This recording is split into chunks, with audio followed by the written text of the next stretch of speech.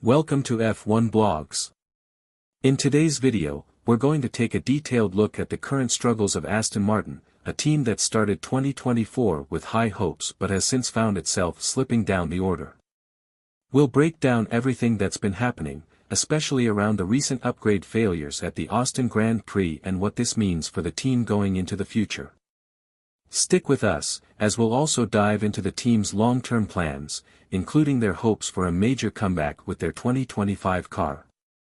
Aston Martin's struggles in 2024, a season of setbacks. According to recent data from Formula One, Aston Martin has experienced the sharpest decline in performance since the season opener in Bahrain. The team has lost roughly half a second per lap compared to the fastest cars, which is a significant drop in a sport where every millisecond counts. Despite some improvements, Aston Martin's competitors, such as McLaren and Ferrari, have been outpacing them, making it tough for the British team to keep up. Let's take a closer look at the Austin Grand Prix.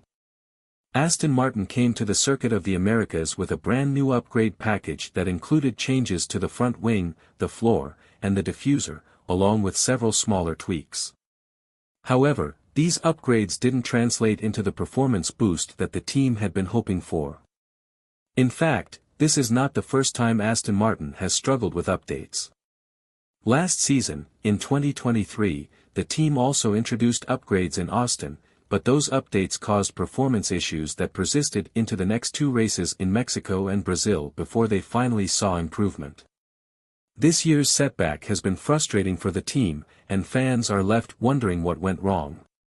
Mike Crack, the team principal of Aston Martin, addressed the situation, saying that it's too early to dismiss the upgrades as a failure.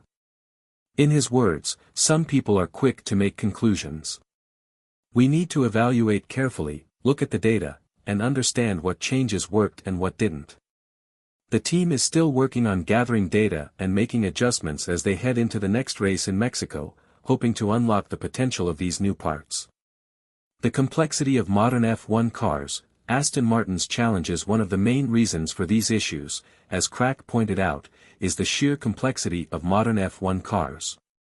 The current generation of cars, with their ground effect aerodynamics, are incredibly sensitive to even the smallest changes. These cars are extremely complex, running very close to the ground, Crack said in a recent interview. In Austin's first sector, all the cars were bouncing and unstable, not just ours. Crack emphasized that this instability is a result of how these cars are designed, with a focus on downforce generated by the floor. However, it's not easy to maintain control when the cars are racing on uneven tracks like Austin's Circuit of the Americas, which has several bumpy sections. Aston Martin has found it particularly difficult to get the best out of their car in these conditions.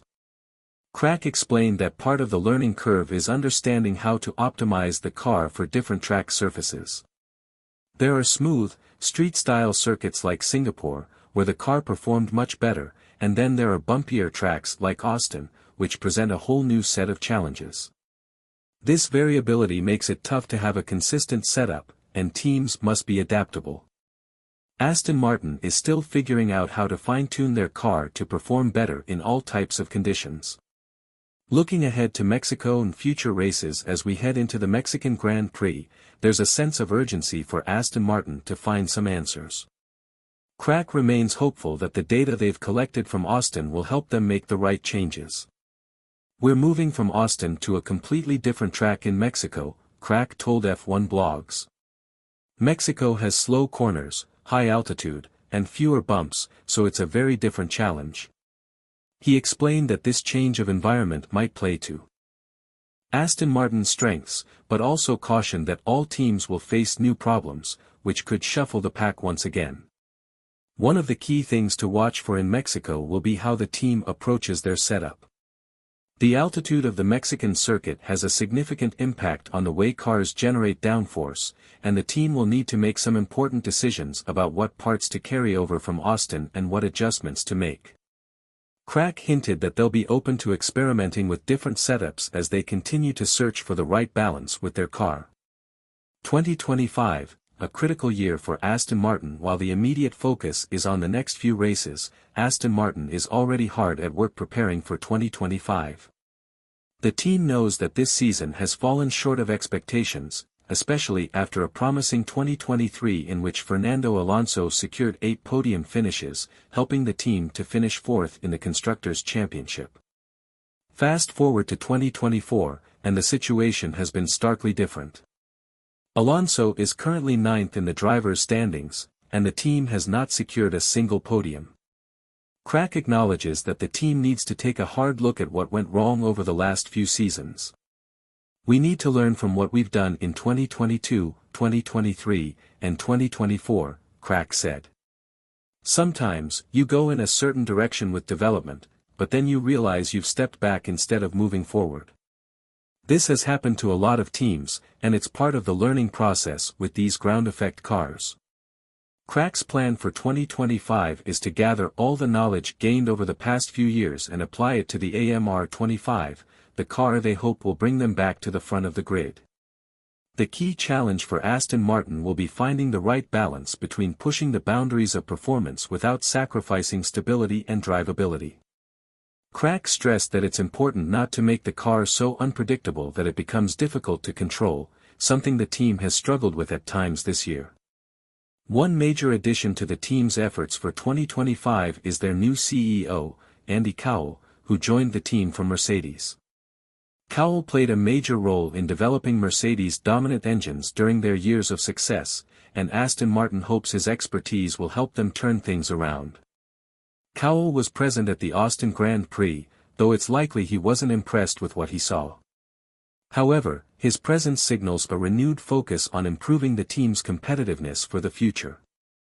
Conclusion: as we look ahead, the next few races will be critical for Aston Martin, not just to salvage what's left of the 2024 season but also to gather vital information for their 2025 It's very campaign. important for us to get the data quickly. It's clear that the team is facing a challenging period, but with key figures like Mike Crack and Andy Cowell steering the ship, there's hope that Aston Martin can return to fighting for podiums and wins in the near future. That's all for today's deep dive into Aston Martin's current situation. We'll be watching closely to see how the team performs in Mexico and beyond, and we'll be sure to keep you updated with all the latest news and insights. Thanks for tuning into F1 Blogs, your go-to source for everything Formula One.